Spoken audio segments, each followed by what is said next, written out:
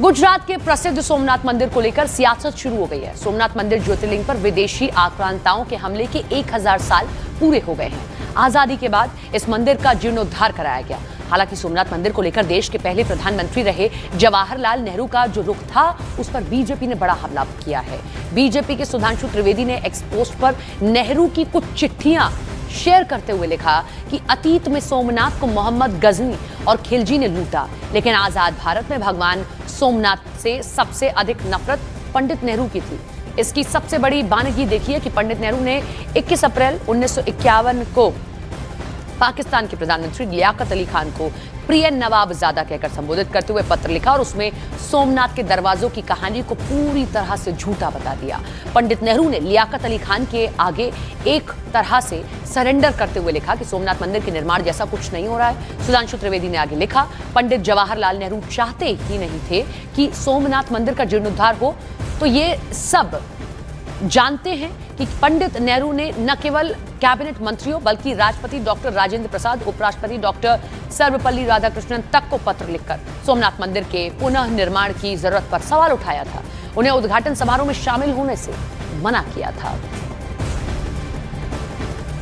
कहते हैं कि वो देखकर इतना अभिभूत हो जाता, कहता लगता ही नहीं इतनी सुंदर मूर्तियां और सुंदर मंदिर और सुंदर भवन मनुष्यों के बनाए हुए हैं, तो जिन्न के बनाए हुए हैं। और कहते देखिए जवाहरलाल नेहरू जी कहते हैं कि महमूद गजनी कितना कला का प्रेमी था, जबकि उन्होंने जिस बुक से लिया है वो उसके साथ आए हुए खुद के इतिहासकार उतबी ने अपनी किताब तारीख यामनी में लिखा है कि जिस समय उसने मंदिर पे कैप्चर कर लिया और वहां के समस्त पुरोहित और राजा उनके पास गए और उन्होंने कहा कि शिवलिंग को खंडित मत करिए, इसके बदले में हम आपको लाखों स्वर्ण मुद्राएं देंगे।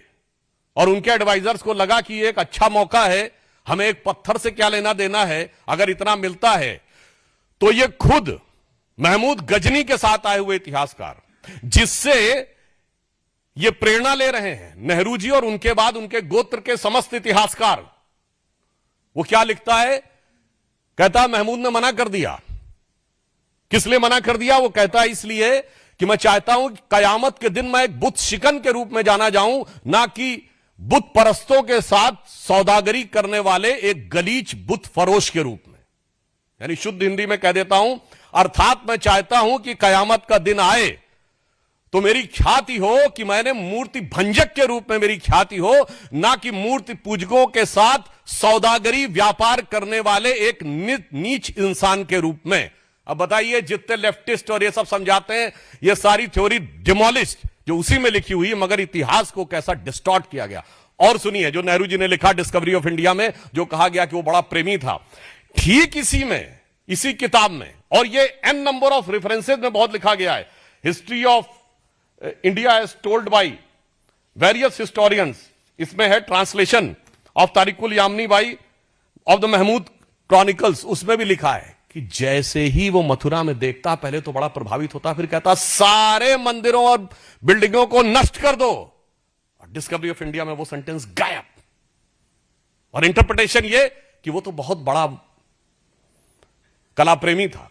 इसलिए आज भारत की अस्मिता के साथ हुए इस आघात और उसके साथ हुए इस घिनौने मजाक को याद रखने की आवश्यकता है।